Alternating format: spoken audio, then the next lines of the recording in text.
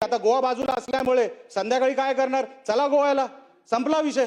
आता ते काळे निग्रो वगैरे आता येत नाही ड्रग्स घेऊन कुठल्या राज्यामध्ये, पण एका बाजूला आपण सभागृहामध्ये जाहीर केलेलं आहे की या बाबतीमध्ये मोका कायदा लावला जाईल। मग तो लावला का जात नाही अजूनपर्यंत? किती मोकाच्या अंतर्गत या किती लोकांना घेतले गेले, त्यांच्यावर त्या केसेस झाल्या, एकदा सभागृहामध्ये होऊन जाऊ द्या, मी विनंती करणार आहे। आणि शेवटचा मुद्दा म्हणजे ड्रग्सचा। अध्यक्ष महोदय, मी ज्या सिंधुदुर्ग जिल्ह्यातून येतो, आम्ही गोवा राज्याच्या बॉर्डरवर आहोत। डुप्लिकेट दारू जी बनते ती गोवा राज्यात बनत नाही साहेब, ती सिंधुदुर्ग जिल्ह्यात बनते। जे ड्रग्स येतात आमच्याकडे, जे 2-3 मार्ग आहेत जिल्ह्यामध्ये घुसायचे, त्या तिथूनच घुसतात साहेब महाराष्ट्रामध्ये।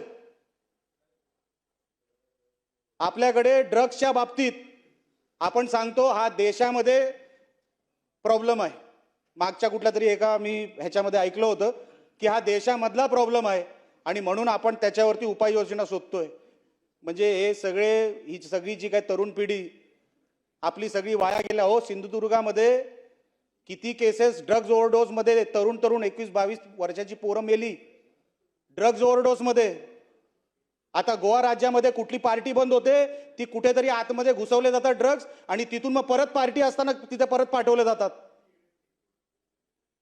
आम्ही जेव्हा तिकडच्या एसपी ना सांगतो की साहेब आपण काय करताय, नुसते रेड कसले मारताय? अहो रेड तुम्ही अमुकावर माराल, पण त्याच्या मागचा ट्रेल शोधला पाहिजे तुम्ही। ते ड्रग्ज आलं कुठून, त्याचं पेमेंट केलं कोणी? नुसतं एकाच्या घरात ड्रग्ज सापडले। आता साहेब त्यांनी पद्धत बदलली, आता ते काळे निग्रो वगैरे आता येत नाही ड्रग्स घेऊन कुठल्या राज्यामध्ये। आता त्यांनी लहान मुलं जे स्कूल बॅग मध्ये, जे लहान पोरं जे फिरतात ना, त्यांच्या मार्फत आता ड्रग्स विक्री सुरू केलेली आहे।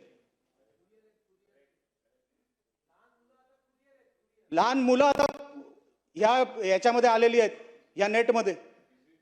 आपण साहेब एका मुलाला पकडलं, त्याच्यामध्ये आपण ड्रग्स शोधले आणि त्याच्यामध्ये ड्रग्स सापडले, तर आपण त्या मुलावर केस करणार आहोत।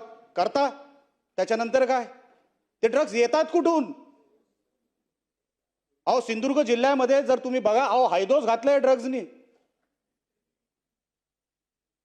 आता आमची सगळी पिढी आता गोवा बाजूला असल्यामुळे संध्याकाळी काय करणार, चला गोव्याला, संपला विषय।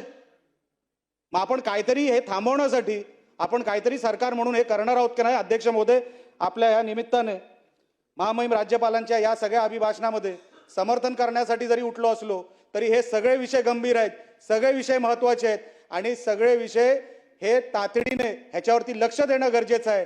हे सगळं बोलून मी महामहिम राज्यपालांच्या अभिभाषणाचं समर्थन करतो आणि इथेच थांबतो। धन्यवाद।